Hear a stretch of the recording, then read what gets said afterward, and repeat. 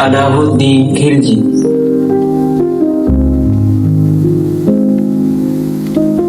ایک ظالم بادشاہ. اس کے امپائر میں اگر کوئی گوشت والا گوشت کم کر کے بیچتا تو اس کی باڈی سے اتنا ہی گوشت کیسا کاٹ لیا جاتا. اور اس کے پاس ایسے جن تھے کہ اس کی امپائر کے منسٹر اپنے گھر میں بھی اشاروں سے بات کرتے تھے کیونکہ اسے ہر بات کا پتہ چل جاتا تھا. اس کے ذہن پر صرف ایک ہی چیز سوار تھی کہ میں اس دنیا کا سب سے طاقتور انسان بنوں. لیکن اب یہ سوال پیدا ہوتا ہے کہ یہ آخر ہے کون؟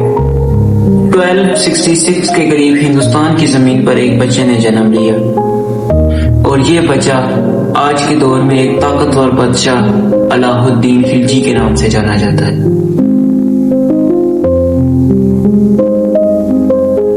وہ کسی بادشاہ کا بیٹا نہیں بلکہ ایک معمولی سے خاندان سے تھا. جلال الدین خلجی کا بھتیجا تھا جو بعد میں دہلی کا سلطان بنا. آخر انہیں بادشاہت ملی کیسے؟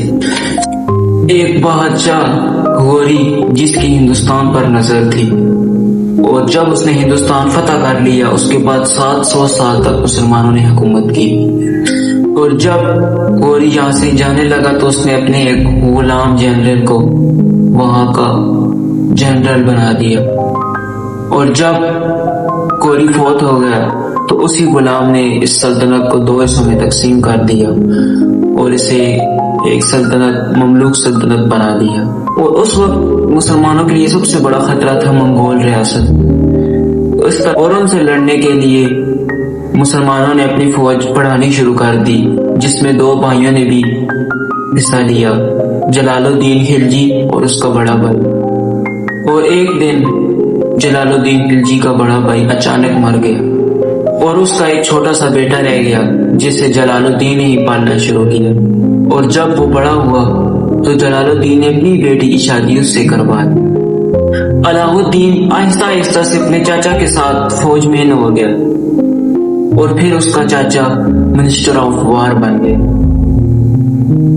لیکن اچانک ایک دن مملوک سلطنت کا بادشاہ مر گیا اور اس کا 3 سال کا بیٹا بادشاہ بن گیا جس کی وجہ سے امپائر بہت ہی کمزور ہو گئی اور جس کو جلال الدین خلجی نے ہٹا کر خود کو بادشاہ بنا دیا.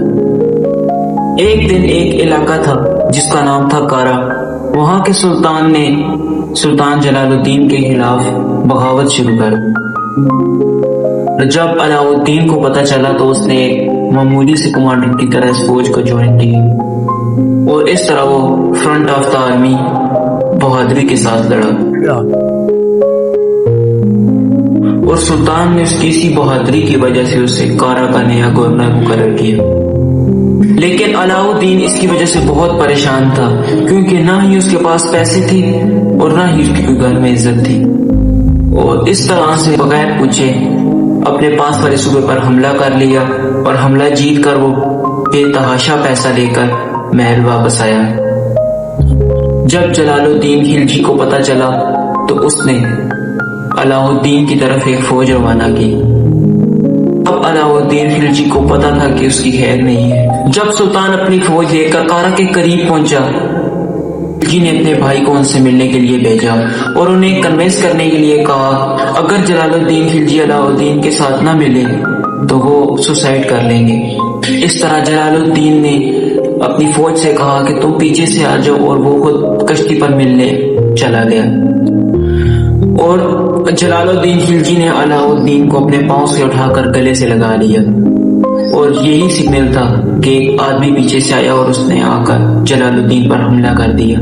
جب جلال الدین زخمی ہو گیا تو وہ اپنی کشتی کی طرف بھاگا اور وہاں پر یہ ایک دوسرے سپاہی نے حملہ کر کے جلال الدین کو قتل کر دیا اور لوگوں میں خوف و ہراس پھیلانے کے لیے اس نے اس کا سر تن سے جدا کر کر عوام کے درمیان میں گھمایا.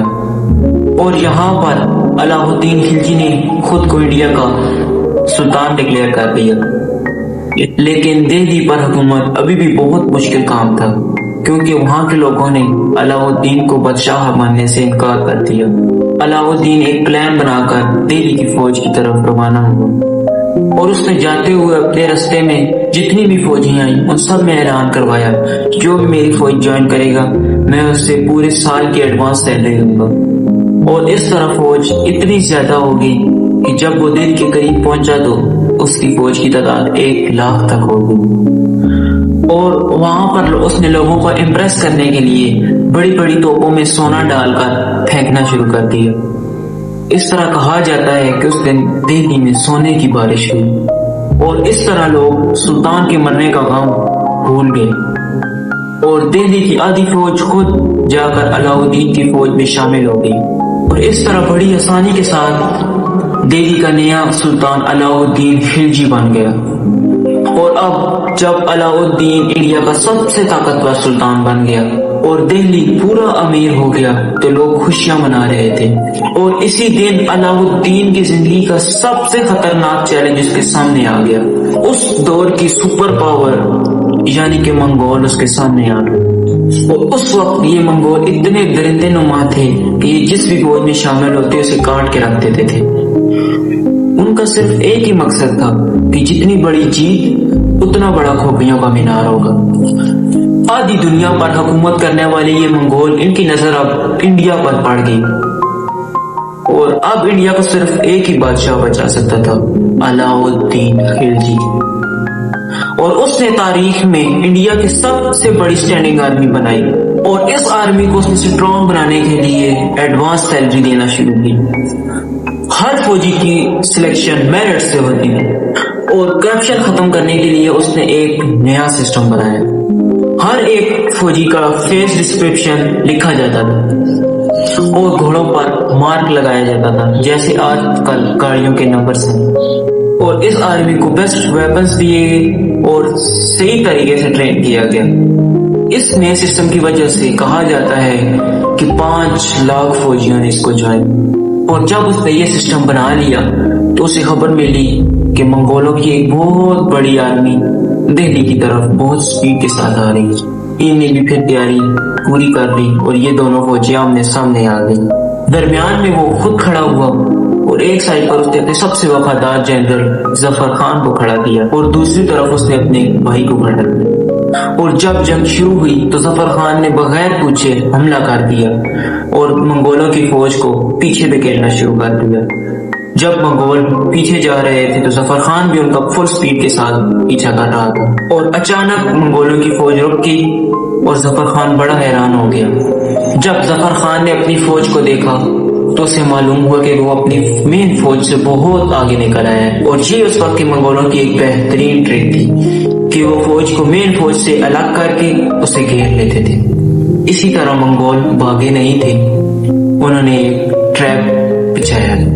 جب منگولوں نے اسے گھیر لیا تو بہت سے لوگوں نے علاؤ الدین سے کہا کہ اپنی فوج بھیجو اور اسے بچاؤ، لیکن علاؤ الدین نے کہا نہیں، وہ بغیر آرڈر کے گیا ہے، کیونکہ وہ بغیر آرڈر کے گیا ہے تو میں اس کی مدد نہیں کروں گا، چاہے وہ میرا بیسٹ جنرل ظفر خان ہی کیوں نہ ہو۔ اور اس طرح ظفر خان کو پتہ چل گیا کہ وہ علاؤ الدین اس کی مدد کبھی بھی نہیں کرے گا اور اس طرح اس نے اپنی فوج کو کہا اگر ہم یہاں سے بچ کر واپس بھی چلے گئے تو علاؤ الدین ہمیں نہیں چھوڑے گا۔ اور اس طرح ظفر خان نے اپنی پوری طاقت کے ساتھ منگولوں پر حملہ کر دیا اور ظفر خان اتنی بہادری کے ساتھ لڑا کہ منگول کمانڈر اس سے امپریس ہو گئے اور اسے آفر کی اگر وہ اس کا ساتھ دے تو وہ اسے دہلی کا نیا سلطان مقرر کریں گے، لیکن ظفر خان نے کہا نہیں، میں دھوکہ نہیں دے سکتا۔ اس طرح وہ بہادری کے ساتھ لڑتے لڑتے شہید ہو گیا۔ اور جب ظفر خان شہید ہو گیا تو علاؤ الدین نے اپنی پوری فوج کو تیار کر لیا منگولوں کے ساتھ لڑنے کے لیے، لیکن منگولوں کی فوج پیچھے ہٹنے لگی۔ معلوم ہوا کہ منگولوں کا کمانڈر بہت زیادہ زخمی ہو گیا ہے ظفر خان کے ساتھ لڑتے ہوئے، اور کہا جاتا ہے کہ وہ منگول کمانڈر راستے میں ہی جاتے ہوئے مر گیا اور علاؤ الدین اس طرح سے جنگ جیت گیا۔ اور اس طرح علاؤ الدین دنیا کا سب سے خطرناک بادشاہ بن گیا۔ اس نے اپنی زندگی میں بہت ساری جنگیں فتح کی، چتور گڑھ راجستھان، رتھمبور اور راجپوتوں کو ہرایا، دیواگیری، ورنگل، مدورائی جیسی جنگیں اس نے جیتی۔ وہ ایک بہت ہی عظیم بادشاہ بن گیا. پرائز کنٹرول سسٹم اس نے بنایا, ٹیکس سسٹم بنائی, آرمی کو اسٹرانگ کیا. 1316 میں وہ ایک بیماری کی وجہ سے مر گئی.